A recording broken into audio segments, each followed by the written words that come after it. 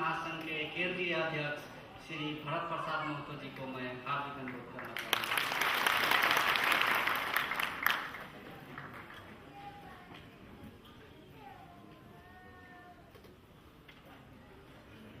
आदरणीय इस सभा के प्रमुख अतिथि तथा अतिथिगण नागरिक समाज के अगुवा डॉक्टर सुंदरमणि दीक्षित, डैश में पधारे हमारे महासंघ के केंद्रीय सदस्य एवं पदाधिकारीगण तथा डैश पर पधारे 20 जिला का जिला अध्यक्ष और गैलरी के सामने पधारे पिछड़ा वर्ग का मसीहाओं, सभी को मैं जय ओबीसी नारा से स्वागत करना चाहूँगा।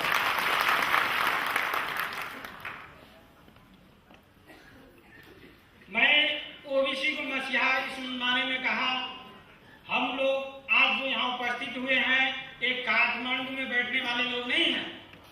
हम लोग जो आए हैं, आज जितने आए हैं सभी झापा जिला से लेकर कंचनपुर जिला का बेलोई गांव इधर झापा के वीरता मोड़ से लेकर बीच में मधेश में पड़ने वाले 20 जिला के लोग, हम लोग बहुत तकलीफ के साथ आप लोग पहुंचे और कई साथी अभी तो रास्ता में भी हैं क्योंकि कई को बस खराब हो गया है और कई साथी लोग आप लोग भूखे भी यहाँ हैं क्योंकि समय पर नहीं पहुंचने के कारण सभी दोस्तों लोगों को, अधिक दोस्तों लोगों को बहुत तकलीफ हुआ है, बहुत कठिनाई हुआ है।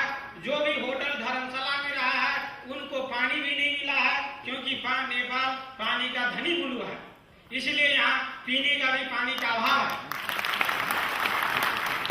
ये अभाव के चलते आपको तकलीफ को मद्देनजर रखते नेपाल पिछड़ा वर्ग महासंघ केंद्र कार्य समिति और मैं केंद्र अध्यक्ष भरत प्रसाद महतो सभी के तरफ से मैं क्षमा याचना चाहता हूँ।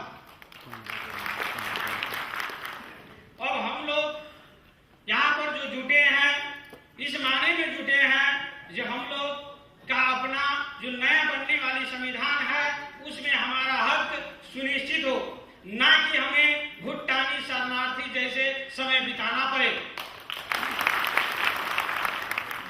और कुछ बात जो है हम लिपिबद्ध रूप से पढ़कर सभी को सुनाना चाहते हैं और यही लिपिबद्ध आप सभी को उपलब्धि होगा और हम लोग सभी साथी लोग अपने अपने मन का विचार, अपने मन का भावना जो मन में लगा है और अपने जिला में पिछड़ा वर्ग महासंघ में कार्य करने में जो कठिनाई है, जिला विकास समिति से कार्य करने में जो कठिनाई है, सभी जिला अध्यक्ष, सभी क्षेत्र का अध्यक्ष, सभी गांव का प्रतिनिधि लोग बैठकर छलफल करेंगे और नया संविधान में कौन कौन चीज हम लोग का लिखना चाहिए, लिपिबद्ध होना चाहिए, इसका निष्कर्ष करेंगे। 2 दिन हम लोग का कार्यक्रम होगा। कल हम लोग अंतिम में निष्कर्ष पॉइंट पर जाएंगे और संविधान में लिखने की बात के लिए हम लोग मर मिटने के तैयार होंगे। आज का कार्यक्रम है, पहला दिन का हम लोग रखे हैं 12 से 5 बजे तक है। प्रथम चरण का उद्घाटन सेशन 1 घंटा को होगा। दूसरा चरण में प्रत्येक जिला का जिला अध्यक्ष का परामर्श लिया जाएगा, तो प्रत्येक जिला अध्यक्ष का मंतव्य 10 मिनट का होगा। दूसरा दिन कल का कार्यक्रम है, प्रत्येक जिला का क्षेत्र पदाधिकारी मध्य 1 जना बाटा परामर्श मंतव्य, बड़ी में 5 मिनट। प्रत्येक जिला का गांव पदाधिकारी मध्य 1 जना बाटा परामर्श मंतव्य, बड़ी में 5 मिनट। त्यसपछि फ्लोर ओपन होने छ र सामूहिक सबैको मनमा लागेका कुराहरू लेखेर राख्नुस्, जम्मा गर्नुस्, निष्कर्षमा पहुँचेर संविधानमा लेख्ने कुराहरूलाई एकजुट भएर हामी लिपिबद्ध गर्छौं र संविधानमा लेखा नै छाड्छौं, त्यसको हामी प्रतिबद्धता गर्छौं। अब म यो लिपिबद्ध रूपमा लेखेका केही कुराहरू सबैको सामने म पढेर सुनाउन चाहन्छु। अब म हिन्दीमा चाहिँ बोल्छु किनभने मेची झापादेखि कञ्चनपुर जिल्लासम्म हाम्रा भाषा पिछड़ा हुन पर्ने जातिहरूको भाषा मली, भोजपुरी अवधि छन्। 3 भाषालाई जोड्ने भाषा हाम्रो जो माने सम्पर्क भाषा नै हिन्दी भएको हुनाले म यो लिपिबद्ध पनि हिन्दीमा गरेको छु। हिन्दीमा नै पढेर म सबैलाई सुनाउन चाहन्छु।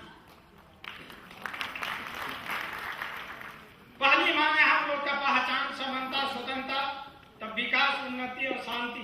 नेपाल पिछड़ा और महासंघ केंद्र अध्यक्ष भरत प्रसाद महतो बाटा प्रस्तुत पिछड़ा वर्ग ओबीसी तथा मुस्लिम समुदाय भावी परामर्श विचार गोष्ठी, माननीय प्रमुख अतिथि सभामुख जी, नागरिक समाज के अगवा उपस्थिति, ओबीसी के संपूर्ण कार्यकर्ता, शुभेच्छुक, महानुभाव तथा पत्रकार बंधु, नेपाल पिछड़ा वर्ग ओबीसी महासंघ 2055 साल वैशाख 1 गते से इस महासंघ में आबद्ध कुशवाहा, कुर्मी, कुम्हार, कहार, कमार, केवट, कानू, कलवार, तेली, नुनिया, बनिया, भेड़िया, माली, मल्लाह, मुसलमान, भरे, यादव, राजभर, राजभोग, रोनिया, लोहार, लोध, सूड़ी, सैनी, सोनार, हलवाई, हजाम, आमाद, केवरत, बर्नवाल, जोगिया, बीन, बेलदार, गोट, बड़े आदि जातियों के विकास के लिए प्रयासरत हैं। इन जातियों के विकास के लिए सर्वप्रथम सरकारी स्तर पर प्रतिष्ठान गठन करना जरूरी है। इस बातों को लेकर महासंघ दशकों से संघर्ष करता आ रहा है। मिति 2064 2 महीना गते राष्ट्रीय जनता दल नेपाल लालटेन छाप स्थानीय विकास मंत्रालय, स्थानीय विकास मंत्री र सचिव लगायत संग समझदारी वार्ता में प्रतिष्ठान की जगह विकास समिति गठन करने का आश्वासन मिला। आर्थिक वर्ष 64-65 में मधेसी पिछड़ा वर्ग मुस्लिम उत्थान कार्यक्रम को तहत 2 करोड़ 75 लाख रुपया खर्च किया गया और आर्थिक वर्ष 65-66 में 3 करोड़ 75 लाख रुपया बजट निर्धारित किया गया है। मधेश के 20 जिला में इस कार्यक्रम के तहत विकास कार्यक्रम संचालन किया गया। महासंघ का प्रमुख मांग सरकारी स्तर पर पिछड़ा वर्ग प्रतिष्ठान गठन की स्थापना है, लेकिन सरकार विभिन्न बहाना बनाकर इस बात को टाल रही है। जबकि पिछड़ा वर्ग ओबीसी उत्थान विकास समिति गठन आदेश मिति 2065 9 महीना 2 गते पारित किया गया है। 2065 चैत्र 8, 9 और 10 गते मधेश बंद के दौरान चैत्र 11 गते सरकारी वार्ता टोली और नेपाल पिछड़ा और महासंघ वार्ता टोली के बीच वार्ता हुई और 5 बुधे समझौता अंतर्गत गठित सिफारिश समिति अपना सिफारिश के कर दिया है। इस सरकार पिछड़ा वर्ग विकास समिति खड़ा करना नहीं चाहती है तो प्रक्रिया के नाम पर हमसे क्यों छल कर रही है, और यदि सरकार इस बात पर सकारात्मक है तो इसका निर्णय तुरंत करना आवश्यक है।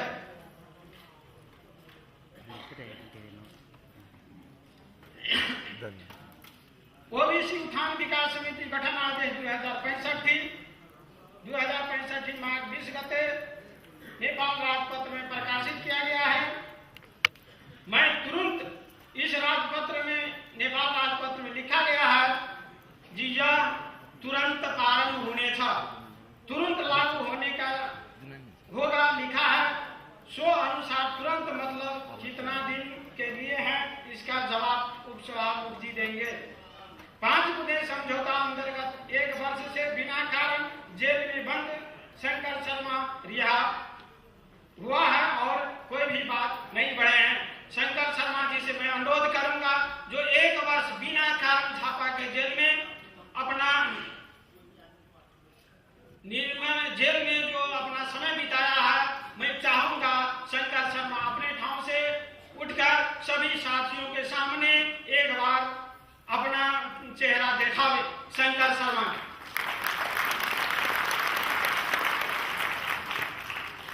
अब पिछड़ा वर्ग महासंघ जो 12 वर्ष से लड़ रही है, कुछ इसका हिस्सा पिछड़ा वर्गों को लिए कुछ तो मिला है। वो क्या क्या मिला है मैं थोड़ा पढ़कर सुनाना चाहता हूँ।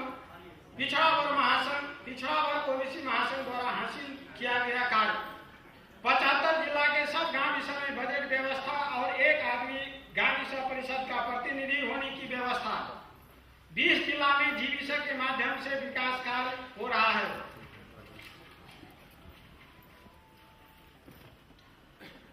मही भोजपुरी अवधि भाषा तथा संस्कृति संरक्षण का व्यवस्था किया गया है। जीविका और नगर के पिछड़ा वर्ग के प्रतिनिधि और बजट व्यवस्था किया। नेपाल राजपत्र में प्रकाशित होना बाकी रहा है। मैं जीविका और नगर में पिछड़ा वर्ग के लिए बजट को व्यवस्था किया गया है, प्रतिनिधि भी व्यवस्था किया गया है, मगर ये नेपाल राजपत्र में प्रकाशित होना यह चीज बाकी है। कार्य तो हो रहा है। मही भाषा में सरकारी मीडिया में समाचार देने का समझदारी हुआ है, मगर यह अभी लागू नहीं हुआ है। कक्षा 1 से कक्षा 8 तक 1 वर्ष में रूपांतर से छात्रवृत्ति देने की व्यवस्था किया गया है। यह मिति 2065 थी। 8 महीना 31 गते अन्नपूर्णा पोस्ट में भी प्रकाशित किया गया है।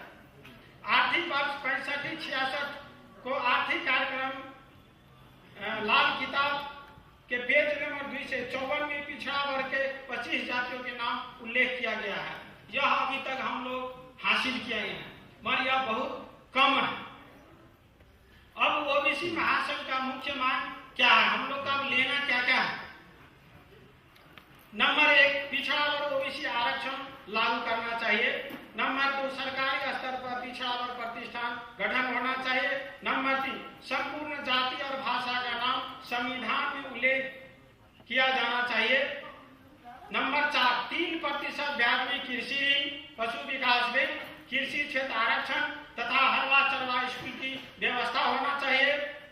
नंबर 5, नया जनगणना कर पिछड़ा वर्ग ओबीसी को 33% शैक्षिक संस्था से राज्य के सभी अंग में जनसंख्या के आधार पर आरक्षण मिलना चाहिए। बुलाकी राजमार्ग को मधेसी राजमार्ग के रूप में विकास होना चाहिए। स्वायत्त मधेश एक प्रदेश होना चाहिए। पिछड़ा वर्ग ओबीसी का तत्काल लागू होना चाहिए। मगही भाषा को प्राथमिक शिक्षा में समावेश करना चाहिए। साथ ही सरकारी संचार माध्यम से मगही भाषा में तत्काल समाचार प्रसारण किया जाना चाहिए। नंबर 10, तत्काल 66 और 67 आने वाले आर्थिक वर्ष में तत्काल 66-67 में पिछड़ा वर्ग का एक महिला और एक पुरुष के साथ 2 आदमी को सब गाविसा, नगर, उप महानगर, महानगर और जीविका में प्रतिनिधि होना चाहिए। अभी तक एक प्रतिनिधि को व्यवस्था किया गया है। जब सरकार ने 33% महिला के लिए आरक्षण की बात किया है, महिला लोग 50% आरक्षण को बात कर रहे हैं, तो हम लोग ग्रामीण स्तर से महिला को 50% प्रतिनिधि के लिए हम लोग आवाज उठा रहे हैं। मुझे लगता है इसमें सभी लोग सहमत हैं। एक बार जोरदार आज के यह विचार गोष्ठी में पधारे मधेश के 20 जिला के पिछड़ा वर्ग के प्रतिनिधि पिछड़ा वर्ग के भावी कार्यक्रम पर विचार विमर्श कर एक निष्कर्ष पर पहुंचेंगे। इस कार्यक्रम में दूर दराज से पधारे सभी महानुभावों को धन्यवाद देना चाहता हूं। जय ओबीसी, जय जनता। नेपाल पिछड़ा वर्ग महासंघ, केंद्र कार्यालय कोटेश्वर, काठमांडू। इतना कहते हुए हम लोग का समय के भी अभाव है, क्योंकि हम लोग का कार्यक्रम थोड़ा लेट से शुरू हुआ। लेट कर शुरू होने का 2 कारण हुआ। एक कारण हम लोग सब लोग समय पर नहीं पहुंच पाए, क्योंकि हम लोग बहुत दूर से आए, रास्ते में भी लेट हुआ और किस कारण हमारे प्रमुख अतिथि भी जाम में फंस गए थे। इसलिए मैं संक्षेप में बात यह रखा। इस भीतर में बहुत दर्द है।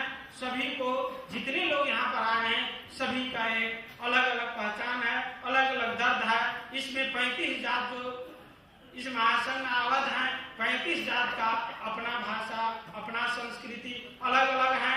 ये 35 जात का स्वाभिमान के लिए हम लोग आज और कल 2 दिन छलफल कर एक निष्कर्ष में पहुंचेंगे।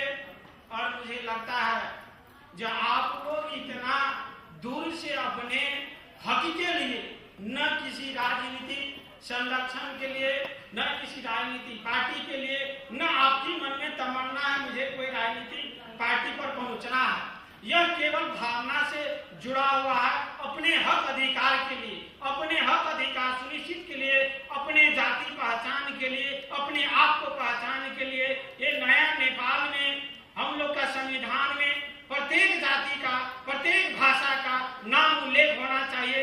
बहुत लोग हैं, अभी भी उपसभामुख जी हमसे बात किए, जो इस कार्यक्रम के प्रमुख अतिथि हैं, वो कहते हैं संविधान में सब जात का नाम लिखने संभव कैसे है। हम उपसभामुख जी से अनुरोध करते हैं, संविधान में 6 से 1 माननीय लोगों को, 4 से माननीय लोगों को नाम लिखा जा सकता है। तो इस संविधान में नेपाल में अधिक से अधिक 1 से 50 जाति हैं। तथ्यांक विभाग ने 101 जाति को नाम उल्लेख किया है, मगर हमारी अनुमान है नेपाल में 1 से 50 जाति हैं। 1 से 50 जाति का मतलब हुआ 1 से 50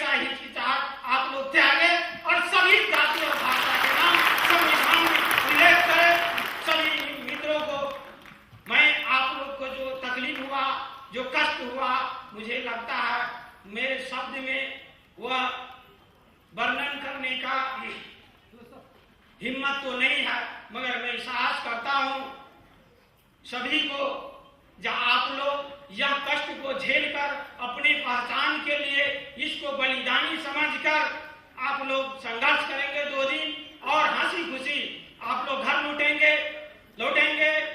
और इसमें जो कठिनाई होगी, जब इस संविधान में सभी जाति और भाषा के नाम लिखने में यदि हिचकिचाहट करेंगे तो हम लोग मध्य के 20 जिला में जो बैठे हैं और नेपाल अधिराज भर में जहां भी बैठे हों, सभी लोग अपने मर मिटने के लिए तैयार होंगे। यही वचनबद्ध के साथ सभी से मैं दुख तकलीफ के लिए क्षमा याचना करते सभी को जय ओबीसी से जय जनता से मैं स्वागत करना चाहता हूँ। धन्यवाद। धन्यवाद हमारे केंद्रीय अध्यक्ष जी, जो आप लोगों के सामने में अपना प्रतिबद्धता व्यक्त किए, और मैं आशा करता हूं सब लोग मिलकर अगर साथ देंगे, हमारे अध्यक्ष महोदय निश्चित रूप से इस महान कार्य में सफलता प्राप्त करेंगे। इसके लिए हम लोग शुभकामना देते हुए पुनः एक बार जोरदार ताली से स्वागत कर देने के लिए अनुरोध करता हूँ। आसन ग्रहण के क्रम में मोरंग जिला के ओबीसी जिला अध्यक्ष श्री मदन किशोर कामत जी को आसन ग्रहण करने के लिए हार्दिक अनुरोध करना चाहूंगा।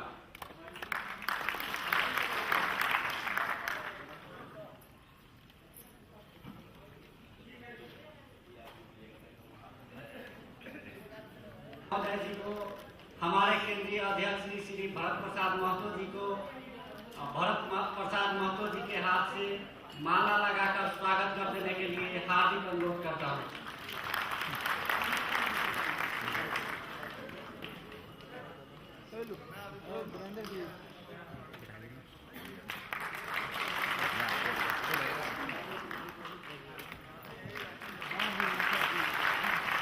धन्यवाद। और समय अभाव के कारण से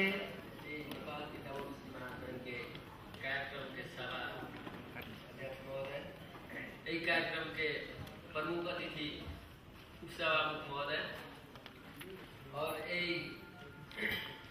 मंच में आसीन अतिथिगण, विभिन्न जिला से आए प्रतिनिधि सब और हॉल में उपस्थित विभिन्न जिला से आए सब अतिथि और विभिन्न जात के प्रतिनिधि सब, पत्रकार साथी सबके नेपाल महासंघ के तरफ से और हम अपन व्यक्तिगत तरफ से आ सके जय ओबीसी के